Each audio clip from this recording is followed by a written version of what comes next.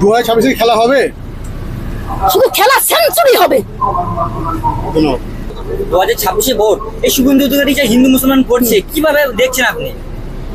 শুভেন্দু অধিকারী যত হনুমানের মতন বাদর নাচ করবে ততই বিজেপির পতন ঘটবে।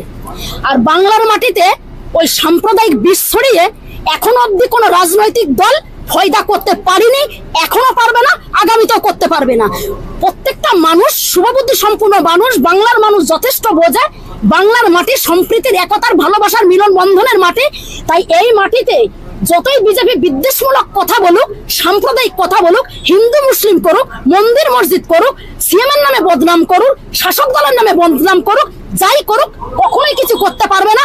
মা মমতা প্রত্যেকটা বাংলার মানুষের হৃদয়ে পৌঁছে গেছে, উনি আগামীতেও থাকবে। আর মা মমতাকে বাংলার মানুষ চাই, পরিষ্কার কথা। কিছু চ্যানেল তিলকে তাল আর তালকে তিল করে দিচ্ছে, তাদের জন্য কি বলবেন? যারা তিলকে তাল করে আর যারা তালকে তিল করে, একটা কথাই জানতে হবে যে বাংলায় একটা প্রবাদ আছে, নেই কাজ খইবাজ। কাজ নাই করবে কি, একটা তো কিছু একটা প্রবন্ধ ছাড়াতে হবে, ব্যাস এটাই বুঝবে পাবলিক।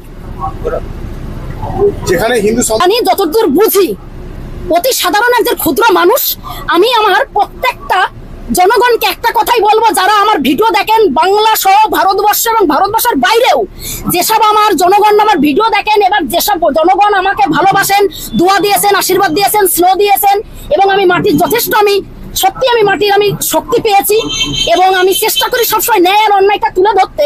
তো মুর্শিদাবাদে যে ভাইলেন্সটা হলো, এটা টোটালি প্রিপ্ল্যান করে করা হয়েছে।